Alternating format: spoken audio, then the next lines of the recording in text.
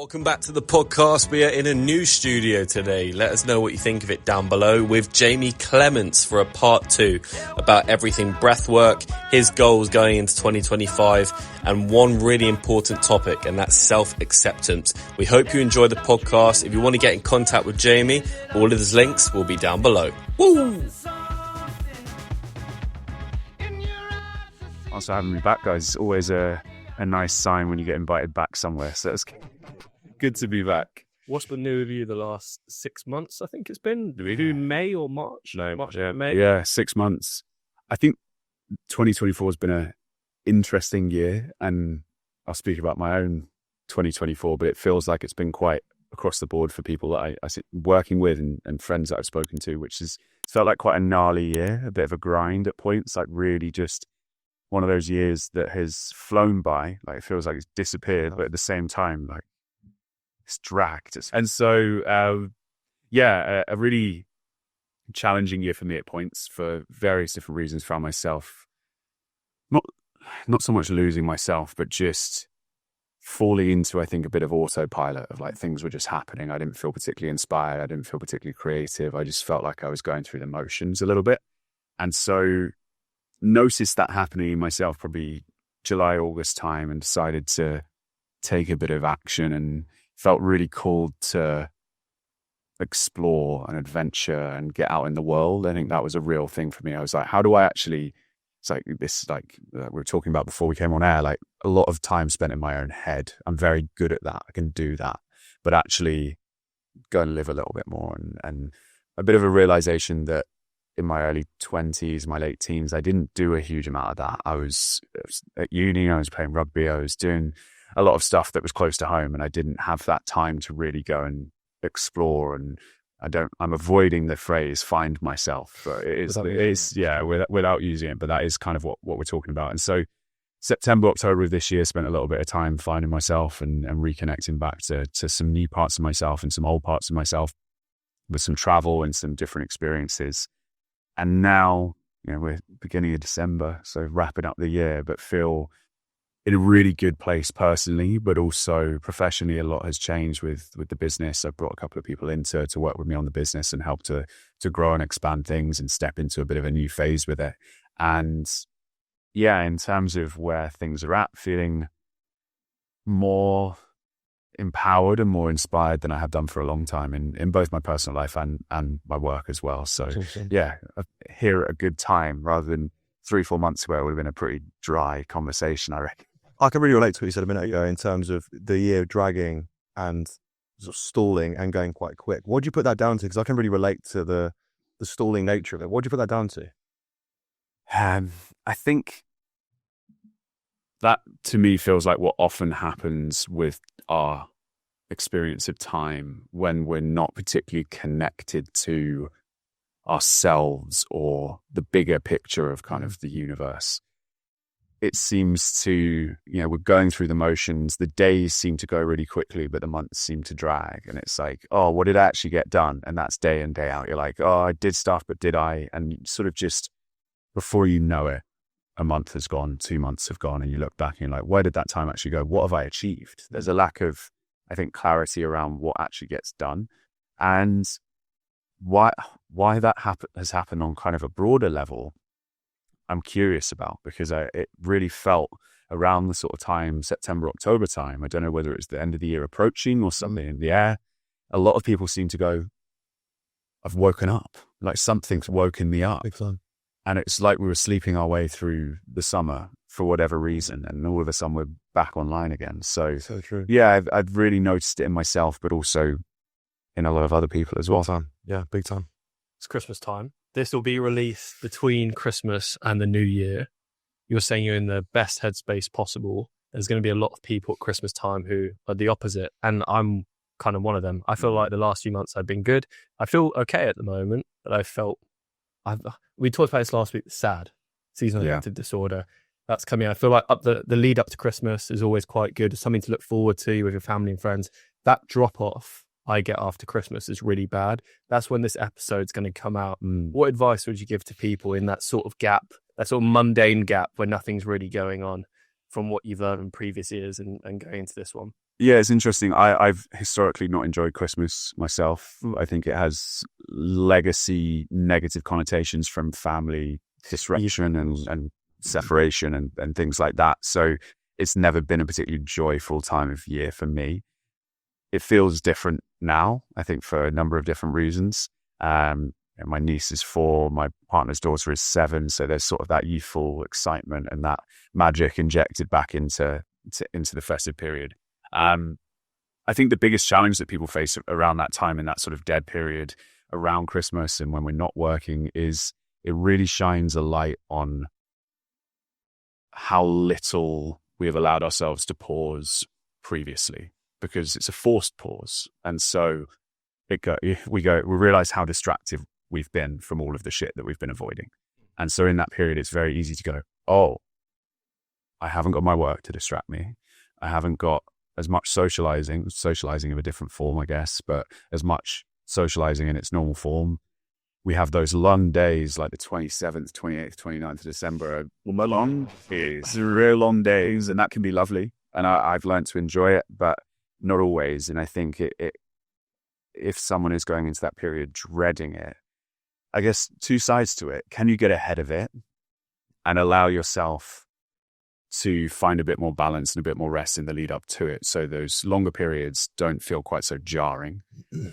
But also make plans, plan ahead. You know, one thing that I've done this year, my partner's suggestion, because I think she sees it from the outside looking at me over the Christmas period as well. She has said, well, why don't you hire a car for that period so you have an out, so you can get away or you want to? Because I think that for me, the stuckness is what makes me feel trapped. And I go, oh God, like I don't have an option here. It's claustrophobic. Yeah. And so that for me is a big one, is actually, can you allow yourself to set it up in your favor rather than just allowing it to unfold? Yeah, just almost preempting. Yeah. And managing your expectations. I think we go, oh, it's the most wonderful time of year. It's like, it doesn't have to be. It's just another month. Mm-hmm. So that can be good or bad depending on what you make of it. And so not expecting it to be just because it's Christmas, not expecting yourself to feel great, and actually going, what do I still need to do to take care of myself to feel great? And then the other piece of it for me, I think a lot of people feel pressure through that time and towards the end of the year around all of the things that we haven't accomplished that we said we were going to accomplish. And that for me is probably the single biggest factor for a lot of people in that pain and that fear.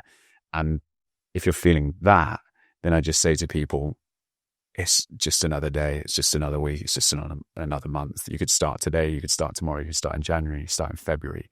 Whatever it is that you want to do, you know, time goes on. Time continues to go on. It doesn't matter. You know, the calendar year only has as much meaning as we attribute to it. And so I think just taking the pressure off, but also being disciplined in how you set that period up for yourself, in whether that's a traditional or non-traditional way, to almost set yourself up for success rather than just amble your way into failure. Yeah. I wanted to, the answer might be exactly the same, but how would you suggest, coming from someone who doesn't drink and someone who doesn't drink, sort of intermittently doesn't drink? Yeah. So silly season's approaching and I'm neither or. Yeah. I'm a heavy drinker or nothing. Or do nothing. So someone like that, how would you manage someone who is going into the season maybe feeling the pressure of socializing too much and the overindulgence of potentially food and booze, which you and I can obviously attest to? Yeah, it's a big question. I think I always refer back to, around this stuff, 2 times in the last 5 years where I have stopped drinking. So probably about 3 years ago, I think, I made a decision on New Year's Day. Not the best day. It's been a decision on a hangover that I was going to stop because of the hangover. I think it was a build-up of things. I just sort of just sat there going, I feel shit, but also I didn't really enjoy that anyway. And that's always been the thing for me. Being drunk isn't a nice feeling for me. It doesn't give me what it gives to some other people. I understand that there's some people who love that feeling. I'd maybe question whether they actually do. But for me, it's never been that. And I remember going to the pub kind of a couple of months later with some friends of mine from uni, and I said I wasn't drinking. And I got a lot of pushback of like, oh, why not? There are a lot of questions. And I felt that, and eventually sort of unknowingly or not gave into that. And I kind of went back to drinking a little bit here and there.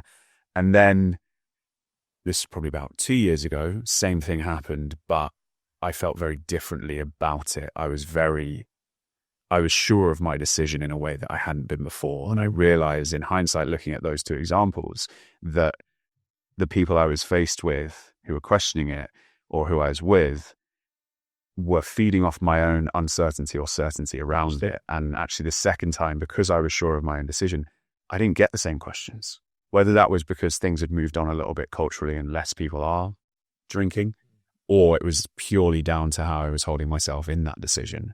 That made a big impact for me because there were less questions, and so you feel less pressure, and so you're less likely to fall back into those ways.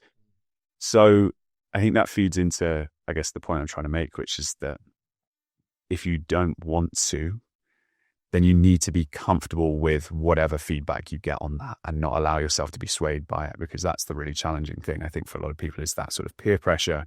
And just being certain in your decision and also in your why. And on a more practical level, almost knowing what your response would be if somebody did ask, why not? If they really pushed back and they're like, oh, go on, have a drink, like, why aren't you?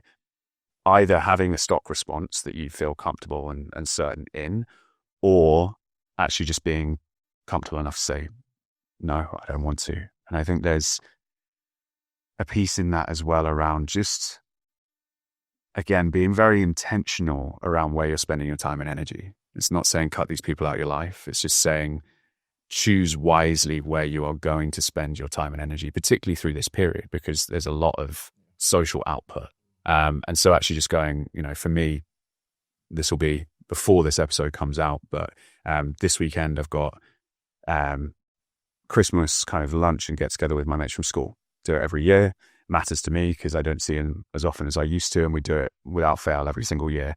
I know it will be a heavy one for a lot of people, and I'm not planning on drinking. And so I'm already starting to think, without stressing myself out, what's my plan? Which bits of this am I going to get to, go to, engage it with, not navigate. So navigate, exactly. And without stressing out about it, just know that it's okay to make a decision. For me, it tends to be very much at the point where it takes a turn into being, very much a boozy. Lots of people are very drunk and that side of things, where I'm like, okay, cool. Like that's my line. Like I'm no longer enjoying being here, so I'm going to step away. Yeah. And I think that's the best advice I can give to people, because you just have to be, it's a self-acceptance and the self-confidence that comes from self-acceptance piece.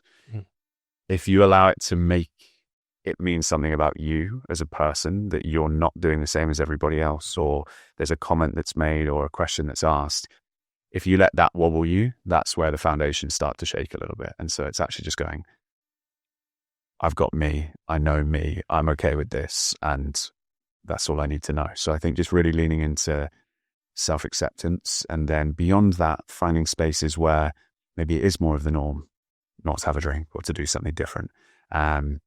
So yeah, I think that's kind of how I'm approaching it, at least. Love that. I think the main thing I take is sort of delivering that message confidently. I think that's where I've gone wrong a lot of the time, is I'm like, I just don't really want to drink. And that not having confidence in me saying that everyone questions that you're right. I hadn't thought about it that.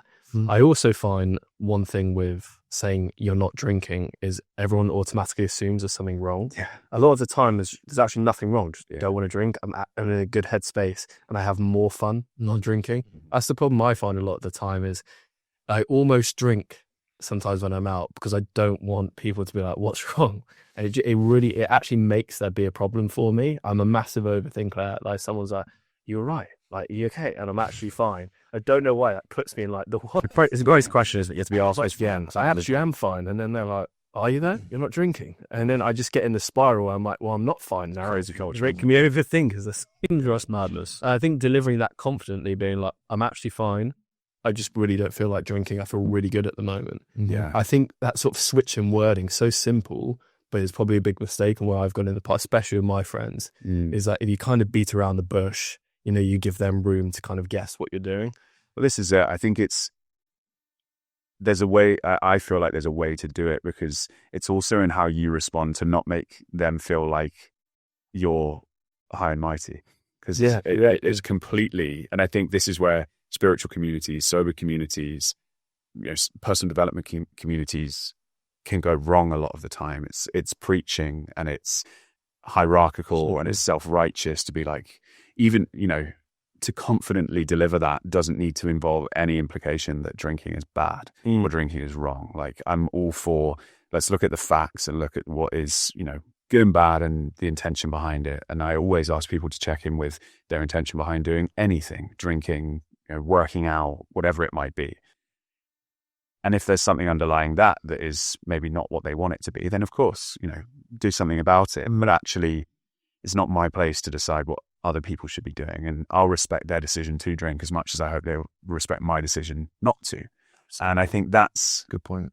There's a cultural piece and a challenging cultural piece around, like, there's also that cultural piece that you guys touched on, which is about, there is still a bit of a narrative here of there's something wrong with you, or like, if you're sober, that's because you had a problem or whatever it might be. And so I think that's something that needs to shift, but it also comes from people modeling that you can go out and not drink, still have a good time, still spend time with your friends. I think it, again, for me, feeds a lot into what I see in personal development culture of, like, you have to reject your old self and your old friends and your old life just because you're moving in a different direction. And actually, I don't buy into that. It's like, you shouldn't just cut people out just because you live a slightly different life. There's more to friendships than exactly what your interests are at any given point in time. I love that. I read a really interesting study the other day. Joe and I talked about it off camera. It was saying alcohol consumption's gone down 40%, but mental health problems have gone up 40%. And they were talking about the correlation between it. I'm sure there's not a direct correlation between the two, but I found that really interesting because I thought about the other side of things, is how much of alcohol and how much you consume, say if you're working in the city or in a stressful environment, is alcohol sort of a numbing substance for your mental health in a way? Is it a coping mechanism for a lot of people who don't actually want to deal with their problems? And I actually thought about it like that, and I really got into the sort of like gist where I was talking with my dad and we were talking through it, and he was like, yeah, a lot of people he used to work with, and they used it as a coping mechanism because they were so stressed all the time. And he was like, I can see why there's a correlation, and I'm sure those numbers aren't just because 40% of people stop drinking. But I find it a really interesting one, the discussion behind it, because that's a lot of people's out, just like smoking a cigarette is as well. Like if they're stressed, having that cigarette, having that nicotine hit. I find it really interesting. But I think the thing that raised the biggest factor to me on that is how stressed out people must be if you take those substances away, cigarettes, alcohol, porn, whatever it is, anything that's going to give you that dopamine hit. It actually just shows, I'd say pretty comfortably 80% of the population is probably struggling quite heavily with something, but we just mask it through different ways. And that's why I think, I wanted to come on the self-awareness topic and people becoming more self-aware of that. They're drinking less, or, they're smoking less. I feel like I've seen less vaping recently. I don't know how anyone else has seen, but I feel like we went through a phase where it was just like every single person I was talking to was vaping. And I don't know if people are becoming more self-aware of that and trying to take it out and figure it out. But that's something I massively focus on, is if I'm in a bad headspace, I feel like I'm self-aware enough to be like, please don't go out and get smashed right now because it's going to screw you so bad. You're going to wake up in the morning with the worst anxiety, whatever. And people are becoming more self-aware. But I find that a very interesting sort of topic, the sort of 40% down, 40% up. And I'd like to see what the other graphs would be, things like cigarettes, where there's a correlation there. I'd caveat it by saying also that young people are drinking less, but I feel like I'm so much worse off than. There's a general consensus that young people, certainly with the clients that I train and their kids, don't really drink that much. And yet their mental health across the board is so much worse than when I was at school. Like it's unbelievable. So I don't know whether the lack of drinking in younger people, certainly, but yet their mental health across the board in schools and universities, etc., is just unparalleledly worse than when I wasn't at university. I can't be, but I agree. I don't know whether that's has any. It raises a really interesting topic, I think, which is there's a few different avenues it could go down, but I think one thing that it raised for me is around this idea that, are there more reported cases of mental health challenges as a result of more awareness around mental health? More people are talking about it. There's more conversation. That's probably a part of it. The world, in a lot of ways, is contributing to that as well, in terms of tech, in terms of social media, in terms of conflict, everything. There's a lot of contributing factors there, and so it's sort of, are we seeing more people struggling Potentially. Are we seeing more people talking about their struggling? Very likely. And so I don't have the answer, but I do think it paints a really interesting picture around when we do take away the substances. But also, and this is something I like talking about as well, which is a lot of people have pivoted. You look at the wellness world, a lot of wellness founders I know were the club promoters before. And it's now, oh, you were addicted to Coke and now you're addicted to ice baths. And it's like, okay, well, what's the next thing? Yes, ice baths healthier than cocaine, but what are you masking? What are you still covering up by doing the thing? Running, ultramarathon onto the next ultramarathon, onto 7 ultramarathons, onto 20 ultramarathons. So my best, I don't like running. So this is why I like asking this question, but like, what are you running from? Yeah, it's true. Like, I appreciate that it's a much healthier output, but there's also excess in a lot of what is going on in wellness, in health, in all of this stuff. It's like we've just gone, we're not unhealthy anymore, but we're still covering something up. We're still not able really to sit with ourselves. We're still not really able to just go, oh, who am I and what am I and how do I feel if I take away all that shit? And yes, to a degree, life goes on and, we all have our vices. I catch myself now. I go, oh, yeah, I feel like shit. No wonder I'm eating so much chocolate. Fine. I'm not going to beat myself up for that. And I would say to everybody else, like, don't beat yourself up for doing things you enjoy. But at the same time, be aware of what you might be covering up and what you might be distracting yourself from. Because I think that's where it's important just to go inwards again and just go, okay, I've noticed that I'm leaning more in this direction and doing these things more. So maybe I need to spend a bit of time slowing down and sitting with myself and seeing where that might be coming from, or writing or talking to a therapist or whatever it might be, whatever people's methods are. But I do also feel, to come to your point, Tom, as well, I do wonder if there is an inevitable part of increased self-awareness that first leads to some pain. And the first leads to, like, you've been really distracted and numb and you've kind of been okay.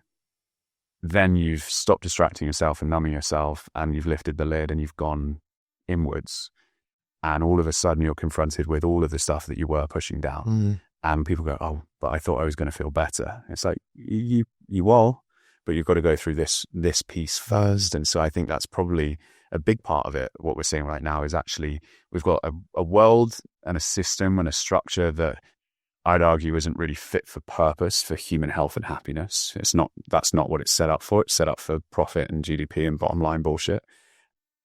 And people who are no longer willing just to take that as a given and do all the stuff that is inherently bad for them. And when those two clash, it's sort of a world that's not fit for purpose combined with people who are choosing to no longer numb themselves out and go, oh, I feel a bit crap, because it's minging out there and it's intense and it's fast paced and, all of the tech and everything else is working against my biology and my kind of inner wiring. And so how do we navigate that? I think that's the question and the journey that a lot of people are going through now. I think it's so interesting when you touch on acceptance and awareness. How much of that is just down to experience and life? I think it's almost entirely down to, like, just got to do it. I think that's what, again, it's another word and phrase that I'm kind of sick of, but you just got to do the work. Like, that to me is the work. No end point, no destination. It's just constant iteration, learn, integrate, continue, and enjoy it along the way if you can. And I think the awareness piece is a really fascinating one, because it feels like a very necessary part of the process. It's almost like you have to go there to then come back from there. Look, I always refer, I'm not a religious man, but I always refer to the prodigal son story with this. It's like, you've got to go out into the world, think you know everything, realize you don't, and then realize that everything you were looking for was here the whole time. And so, yeah, I definitely feel like that's a big part of it. Yeah. That's why I find, me personally, I don't know how you feel about this, is I found talking to young people really hard for that exact reason, because you can't tell a 16, 17-year-old, 18-year-old, even a 21-year-old, that you just got to get to the other end of the line before you realize actually it wasn't all that bad in the first place, and you've learned so much from those experiences. which I find now at 30, if I knew all these things now, I wouldn't struggle when I was 21, but I had to go through those things to get to the other side. 100%. So that's why I found those conversations really difficult. Yeah, and I think that's where I sort of come back to in my work a lot of the time, working with people. They're turning to me, asking questions and looking for an answer. And the answer is keep going inward. Go in, meet yourself. I don't know who you are, so go and meet yourself and then integrate that and move forward. And I think that's the journey that I try and sort of facilitate, is like be the barriers around the outside and hold people together and in place, but give them space to figure it out for themselves. Because if you're taking the answers from somebody else, then that's not your answer. And that's just going to leave you in the same place that you were before. But it's like grasping onto false certainty and going, oh, well, yeah, that's the answer. And then you're like, oh, that's gone. Oh, there's the answer. And it's just kind of, you're grasping at straws, clutching at thin air a lot of the time. And I think some people get there, I guess, to come to your point around, like, is it just part of the process? I think some people will naturally get there quicker. Sure. Either because the depths of the darkness are deeper. Yeah.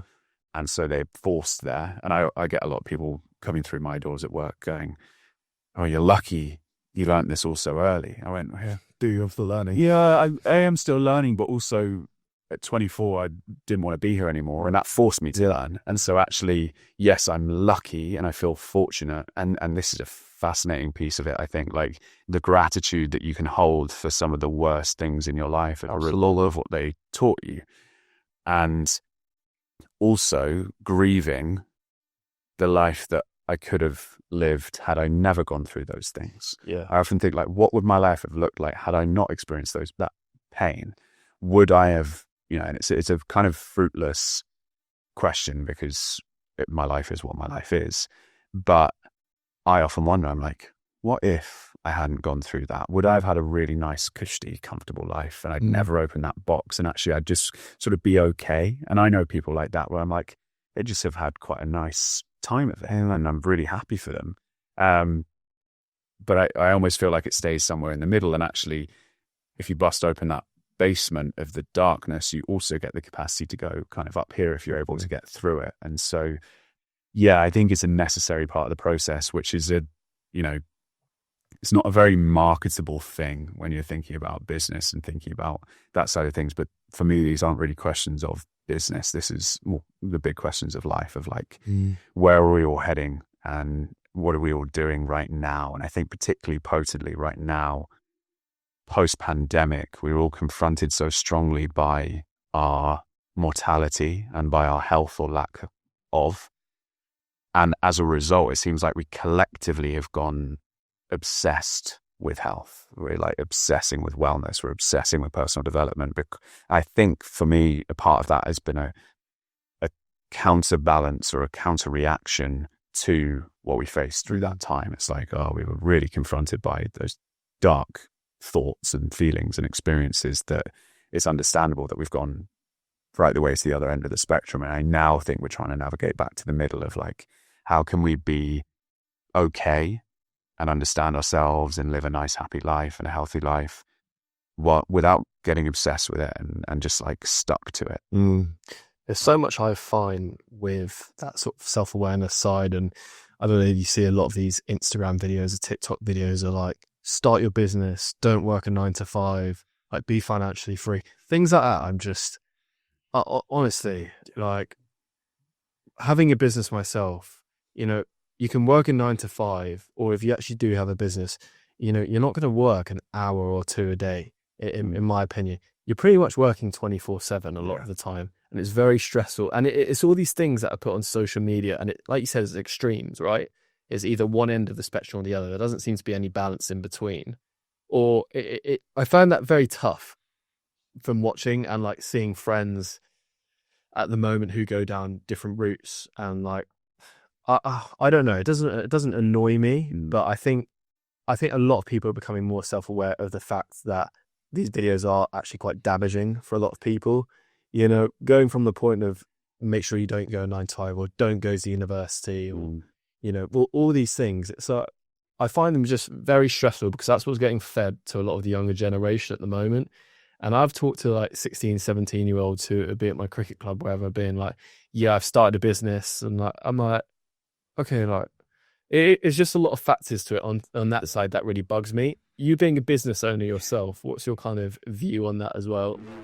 Not annoyed, I can't get the right word for it, but there's definitely something that I'm like, you guys need to be quite careful here because it's a slippery road if you can get it wrong. Yeah, I sometimes I very much land on your side of that. I think I often wonder when I try and zoom out and think about patterns. And I had a brilliant guy, Jamie Wheel, say that history doesn't repeat itself, but it does rhyme.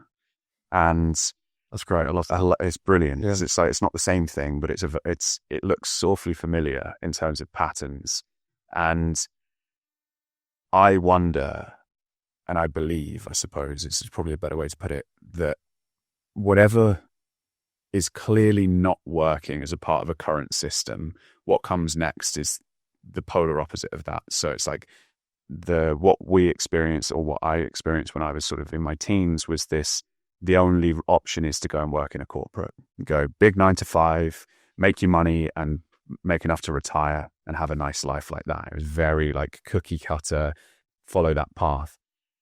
We realized that that wasn't what we wanted in a lot of cases, and that wasn't working for everyone. And so it's now everyone has to work for themselves. It's, as you said, one end of the spectrum, the other. And I think that's what we're seeing now, is this flip to the other side.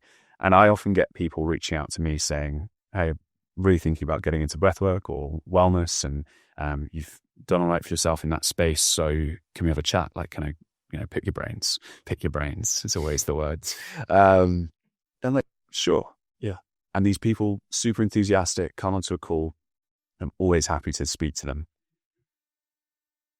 They go, what would your advice be? And I think, and it's partly because of advice that I got that I found incredibly valuable, but also what I genuinely believe and feel, which is, I say, make sure this is what you want. Otherwise, you're going to be in for a really rough ride. And obviously, there's a level if you're never quite 100% sure, but be as sure as you can that this is what you really, really want. And I sometimes feel like it takes a bit of the wind out of their sails, because I try and position it as a reality check, not to be negative and not to kind of gatekeep, but actually to be like, it's not for everyone. My relationship with breathwork has changed massively since being someone who just enjoyed it as a practice to now being someone who runs a business around it, in a lot of good ways and not so good ways. Like, I struggle to lie in someone else's breathwork session and enjoy it just for what it is, without my mind at some point during that session going, oh, I quite like that, or oh, didn't like that.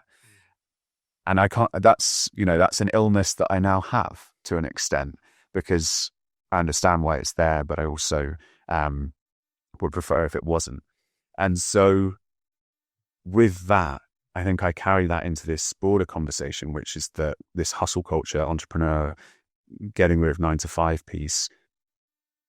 I understand the intentions behind it, like carve your own path, create your own reality, live your own life. Those are all things that I will shout from the rooftops, and that is very much part of my message. However, that doesn't mean you have to work for yourself. The thing that I try and support people in breaking away from is living a life that isn't theirs. So that's where I found myself. I ended up in jobs that I didn't enjoy because I didn't realize there was any other way. I was living based on what I thought I should be doing. And the freedom that I found over the last 7-8 years has been breaking away from exactly that. And my path has looked the way that it has in terms of working for myself and doing what I do. But for somebody else, it doesn't need to be that. It might be that what you want to do is, work for a small business, or, build your own business, work for a big corporate, and then have a really rich, full life outside of that. Or have a side hustle that's actually a side hustle and remains a side hustle with no intention of making it a full-time business. Completely agree. It sounds so, it really sounds stupid coming out of my mouth to say to people, like, build a life that you like. But that's it. Completely agree. Know yourself, and comes back to the awareness piece. Know yourself well enough to know what that is. And I think that's the first step that a lot of people don't do and need to do. And then you can figure it out, and you can design it, and you can build it from wherever you are in whatever way you want to. And then there's also, I guess, the reality checks within that for myself of going, some people have bills to pay. Some people have children to care for. Some people have a bunch of different factors that stop them from doing those things. But being able to understand what that life that you truly want looks like is just the first step. And then you can do a little bit of that and you can just tweak yourself back in a slightly more positive direction and life is going to improve. And so I think that's the piece that sticks for me, is actually we need to move away from thinking that my answer is your answer, is someone else. Like, that's the bit that I think we fall down on. And that's where social media is incredibly guilty, because there's a lot of people saying they have the answer and a lot of people looking for answers, and it's just a match made in hell. Yeah, it is. So yeah. Yeah, I just think I completely agree on that point of, like, it doesn't matter if you work for a small business or a startup or whatever. I've seen some pretty cool businesses where I'd be like, I would love to work there. Like, cool people, cool community, like everyone works out, looks good, feels good. They like mental health checks, like everything. And I'm like, that's someone who I'd want to work for. Mm. I feel like a lot of the time when you start a business, this is coming from someone who's started a business and has a business, has done for the last year and a half, is it's very lonely. Yeah. It's very lonely. And I feel a lot of the time when you start a business is you have a vision that no one else can really see. And the hardest bit is with friends or with family, whoever it is, they'll always tell you their 2 cents on everything. Oh, why don't you try this? Or why don't you try this? Not knowing you already tried it, failed. And you wake up and you fail most days, and then you find a way and you pivot, and then you break through and you go through to the next layer.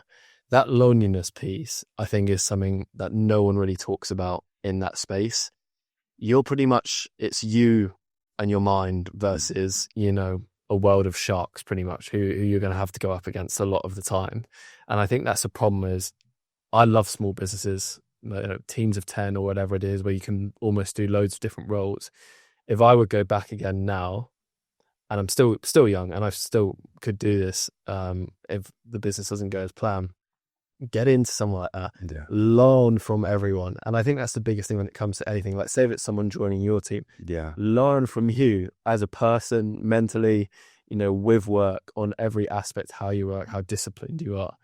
I think when you're doing it yourself and you're just touching and feeling, it can really suck if you're not mentally strong enough. And Joe being self-employed as well, like, you can say that too, is if you get it wrong, that sucks. But if you watch someone else do it in an environment that you love to turn up to every day, and then you go and emulate it yourself further down the line, I think that's the best recipe for success, which I don't feel like many people seem to talk about at the moment. 100%. I think it depends. And I think this is the awareness piece in full force again, is like, you need to know your values and what makes you tick. For me, I hate authority. And there's some part of me that, it's equal parts self-doubt and self-delusion. Like, I truly believe that if I care enough about something, I can make it happen. Yeah. And I think that's implicit in any kind of ambition and vision that people have. And I find it really difficult to take myself away from that when I do care about it.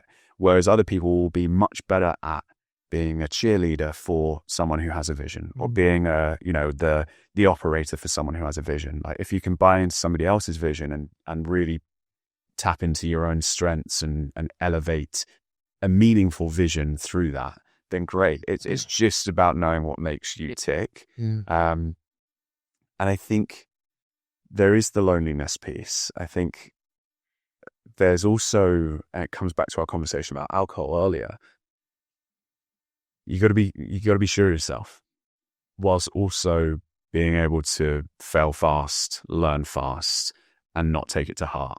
I think I saw a beautiful quote, I can't remember who it's from, that said, if everyone understands what you're doing, then you're too late.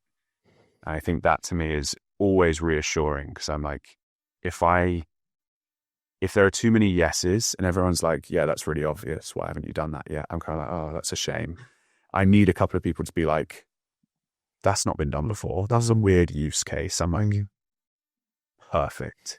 Because now I can do something that I believe is possible that hasn't been done before. And that to me, that's innovation, that's authenticity, that's ambition, and that's creativity.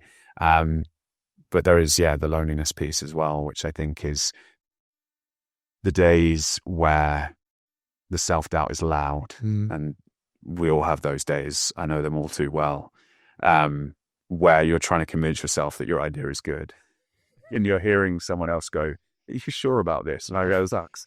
So today, I'm really not sure about this. Yeah. Like, I'm really not. Like, I can sit here today and say some of the stuff that we're looking at creating for the new year, I'm so confident in and so passionate about and so certain of.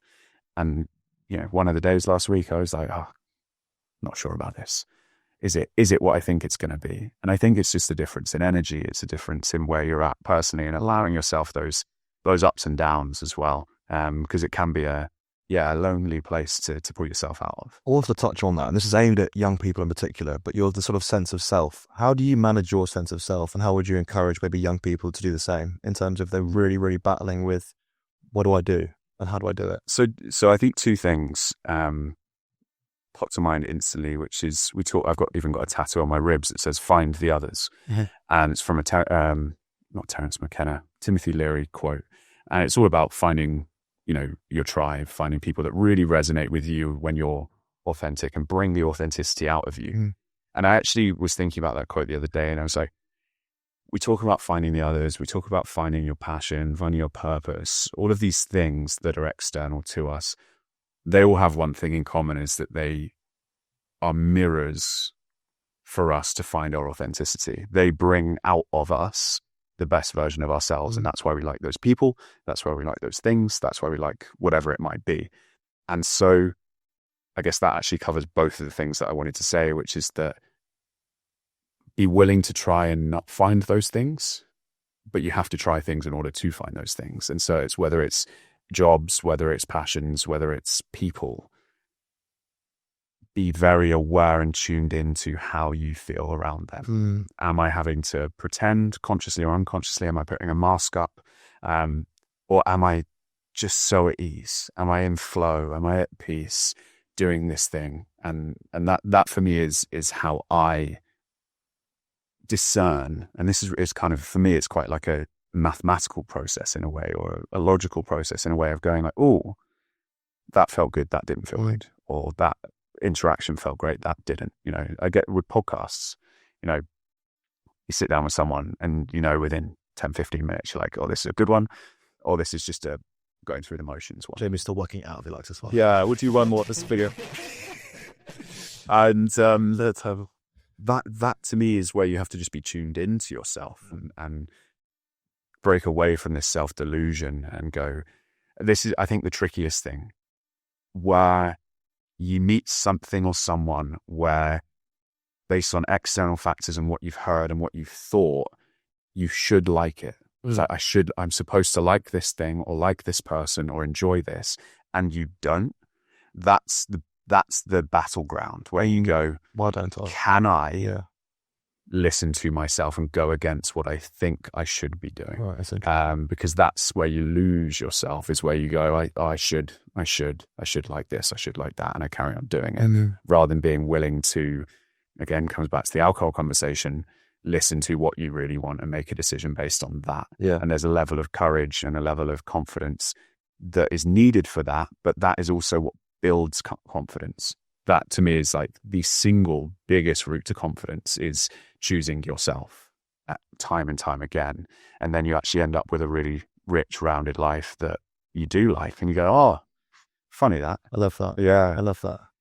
I think one final thing just on that for me presently is, when we think about working for yourself or working a 9 to 5, is, and I've definitely made an effort to break away from this myself, is like, be somebody outside of your work. Do things that have no relation to your work. Yeah, like, on that. It sounds stupid because I'm not a celebrity by any means. I'm not an influencer by any means, but I love my jiu-jitsu club because no one knows who I am. No one cares. I've not had to talk about my work once, and I fucking love that. Like, I go to a lot of places with my work and just my mates, obviously, like, they know what I do, they know what I'm up to. And so, conversations can very quickly become about that. And then you put on that slight work persona, and you're like, oh yeah, this is what's going on, blah, blah, blah. You talk the talk, you speak the language. but actually going to places, whether that's traveling, like I love nothing more than being in a new city on my own where I know nobody and nobody knows me, because I just feel a sense of peace and freedom. And so that as well, like activities and spaces where you can be you without having to fight against prior expectations, with no knowledge of you, no mask. Yeah. And I think that's really powerful just in general, is whether you're young, old, whatever it might be, seeking that, like seeking spaces where you can be you, either to figure out who you are as a bit of a self-discovery process or like an amplification process of who you are as well. It's awesome. To tell you what, really interesting. I listened to John Cena talk, the WWE wrestler. He did a podcast with Shannon Sharp, who's an NFL tight end. And he touched on everyone knowing who he is everywhere he goes, and how draining that can be. Rewarding, but draining. Those of you who don't know John Cena, which I'm sure maybe one of you, the ex-WWE wrestler, he has the highest amount of Make-A-Wish Foundation, like going through and executing them. He's done over 5,000, I think it is, which is insane. Incredibly humble guy. But he said his favorite time he's ever had in the last 10 years was when he got in the car without his phone and he drove for 12 hours with no radio or anything. And he stopped at diners along the way. He had his lunch. No one asked who he was. And he was just him. He just listened to the car, didn't have the radio on.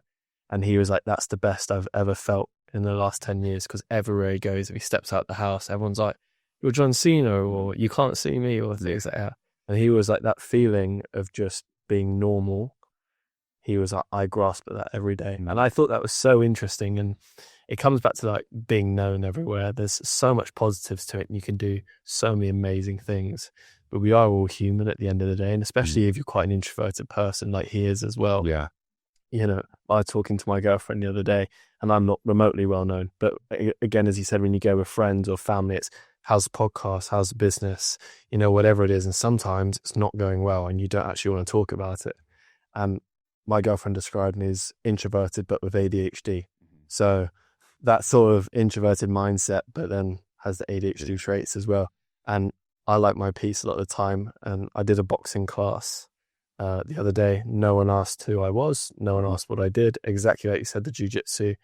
And I found real peace in that. And I think there's something massive with that. If you can find a place that is not quiet, but somewhere where you're not judged, or you don't have to put on an act, and you can just be yourself and really do what it is you want to do. There's something so powerful in that. And especially I feel like with social media, you can't really escape things. Like we post on social media, don't we, Joe? But then a lot of the time we don't actually like posting on social media because we're quite private guys. Yeah. So that finding that place and that community it comes back to. I think community is one of the most important things going into 2025. Yeah.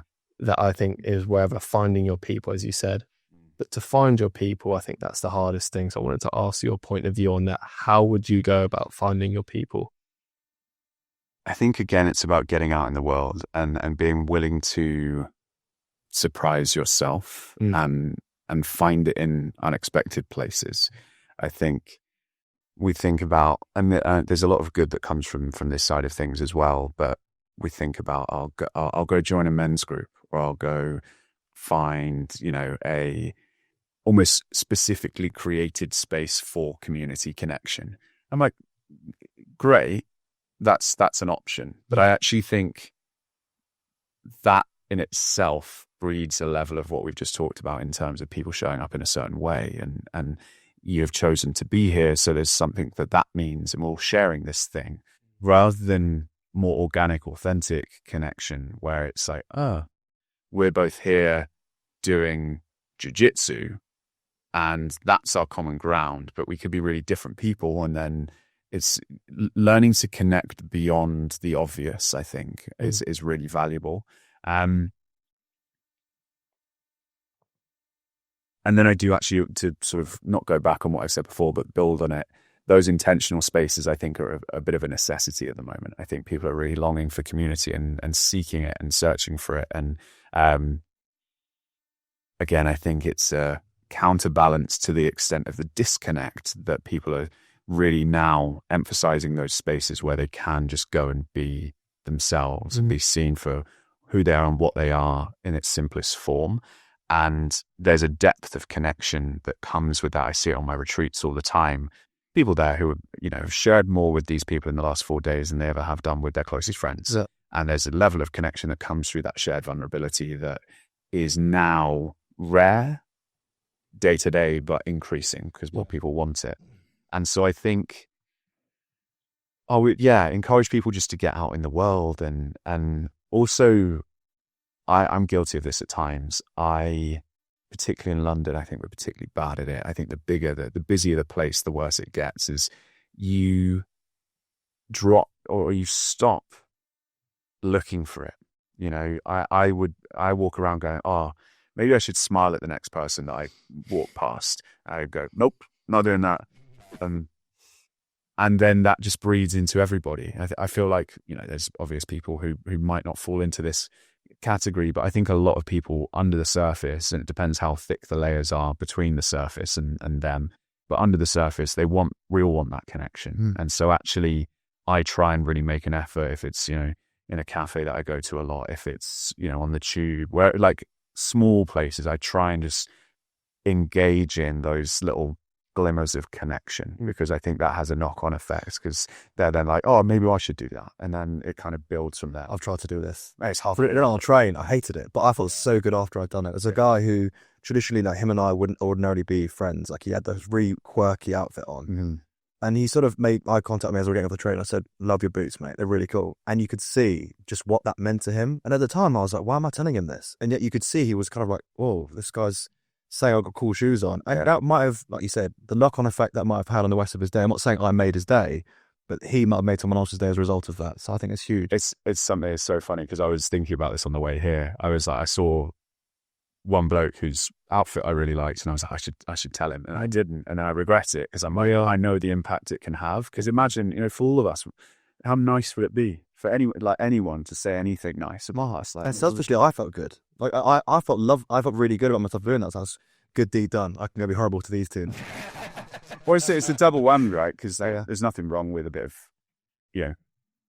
building yourself through that, because you're not doing any damage. You're only doing a positive to somebody else. And so I think that's where I'm like, it's again, one of those stupid things that we have to try and be nice to each other, but actually being willing to drop some of that filter and just be like, hey, that's cool shoes. And someone just go, and the shock on someone's face is just like, it shouldn't be so shocking, but it is, unfortunately. And so I'm really trying to, as someone who is naturally, I'd say probably more shy and introverted day to day, really trying to lean into that, because it's something I heard Hormozy say, which is around confidence, and really any trait is like, list the 10 things that you believe confident people do and just start practice doing it. Like, do those things. And so I'm like, cool, I want to be a slightly more extroverted, slightly more confident person when I'm out and about, and really and be warm and be that person, rather than kind of the introspective, kind of head down, not moody, but certainly not like bubbly. Yeah. Like if I want to be more like that, I got to do the things that people like that do, and lean in, and it makes you feel good. I love that. Just like push yourself into those spaces, I think. Do you think it's made harder because the sense of community and the sort of the quiet village type is gone? Yeah. We've lost that sense of, about 50 to 100 years ago, you lived in the same place, you died in the same place. Therefore, you knew your neighbour, you knew the postman, the milkman, you knew all these people. That isn't really a thing anymore. Yeah. That's probably something that we probably have lost as a result of that. Therefore, you through your daily life, walking past 5,000 people, not saying hello to a single one of them. I think that probably comes back to the sense of, whilst it's great to be able to travel and explore the world like we wouldn't be able to do 50 to 100 years ago, whereas now you don't live in the same village you did when you were born, and therefore it probably makes it harder to have that sense of purpose, being around the people that you maybe were born next to and in the same household as 3 generations type thing, which actually is something can be said for that. 100%. I think it is fascinating. I just thought about it through the lens of podcasting as well. I love podcasting. I love these conversations, but I often find people going, that podcast is the longest and deepest chat we've ever had. And that's nice. As I've been able to do it, but It shouldn't come to that.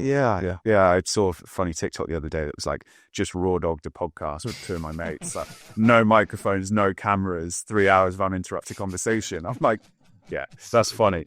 But it's a weird modern twist on like having a DMC, meaningful conversation. It just happens that we record it for posterity and to publish. But I think these quirks of modern life, I think that we're starting to go, okay, we can see the problem now. We brought awareness to the problem now. How can we solve that? I mean, what are we doing to try and do things differently? Brilliant. I always ask a question, and this might be completely random, but Joe and I talked about this after we did like 2 back-to-back podcasts last time with you, and you said, God, Jamie would be a really good health secretary in the UK. And I was like, you're not wrong. So my question to you is, if you were the health secretary of the UK, what would you change going into 2025? I'd mandate everyone else in the cabinet to do mushrooms. My first thing would be psychedelics in politics. I was listening, I can't remember it might have been Rogan, I think, talking about how if you're running for president, you should have to do at least X number of plant medicine experiences. A, to uncover what you've been suppressing, but also B, to see if at the end of it you still want to be in politics. And they were probably at the end of that you probably wouldn't be, but it's exactly the type of person who should want to be. And I think politics is widely fucked. I don't think that's a particularly kind of revelatory statement. No. What would I do as health secretary other than lace the water?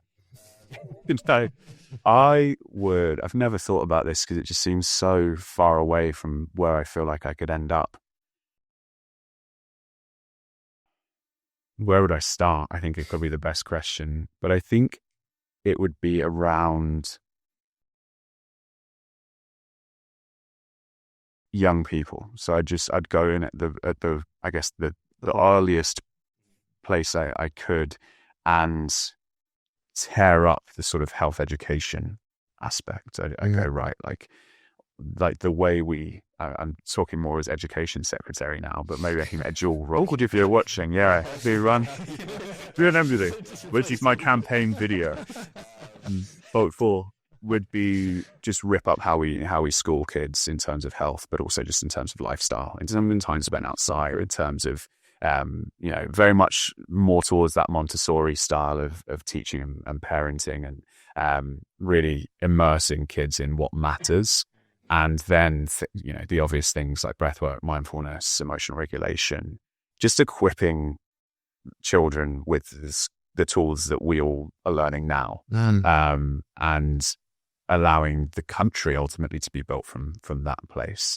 I think that would probably be where I would start. I'd also probably go on a little bit of an RFK-esque sort of health food series. I'd go on the food side of things, and just, again, look at how we're operating from a place of sugar and salt and alcohol and that side of things. I'd probably go down that path, and look at the big pharma stuff as well. And I'm by no means kind of a deep conspiracy theorist around this stuff, but it's not even a conspiracy to say that if there's financial gain in pharmaceuticals for those companies to push their drugs and keep people sick, then there's a serious problem with the system itself. So I'd definitely go.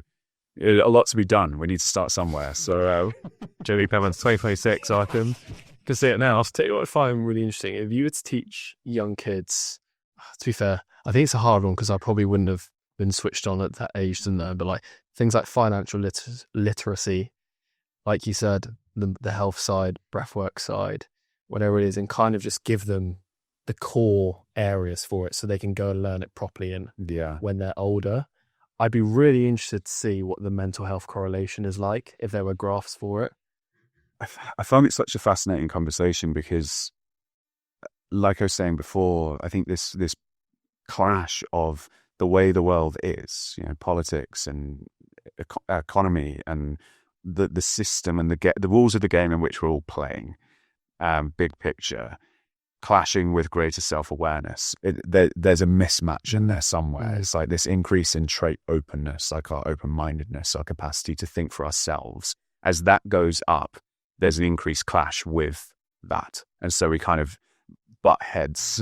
And so ultimately, I guess what I'm getting at is that I think if I'm going to go quite extreme here, but if that happened, which I don't think it would under the current system, I just think you'd get some kind of wholesale change of government structure a lot more quickly. I just think you'd get a revolution and a revolt a lot more quickly, because I don't think the two can coexist. And so I think there would just be a real iteration in how things are done. And I just unfortunately don't see it. It's starting to happen, but it's still happening under the rules of the same game. And so I do think there's a lot of impetus for the government in its current form to not encourage young people and adults to really think for themselves, because once you start thinking for yourself, then you start questioning things, and then when you start questioning things, you start seeing all the holes in things, and then you want things to be done differently because it no longer feels good to you, and they don't want that. And so I think that's where I've worked with politicians in the past, and this is what I've always found fascinating. Good people as an individual, thrust them into that setup, all goes to shit because they're trapped and they're stuck. Even with the best of intentions, they end up not being able to operate because they're hamstrung by the role, they're hamstrung by the position. I remember Yanis Varoufakis saying that he gave an example of like the finance minister of Germany doesn't have the power of the person, they have the power of the role. They can only do what that role allows them to do. And I think that's where, for me as health secretary, I'm stuck. I would have loved this if it gets to like 2035. You actually are health secretary. Well, it depends how quickly you can get the mission to me. This is banging mushrooms in the right. I knew this day would come. So we just get something. Get this podcast clipped up. Also, I'll end it on one last question. Thank you so much for your time, as always. I want to say, going into 2025, what's one piece of advice you would give to the listeners?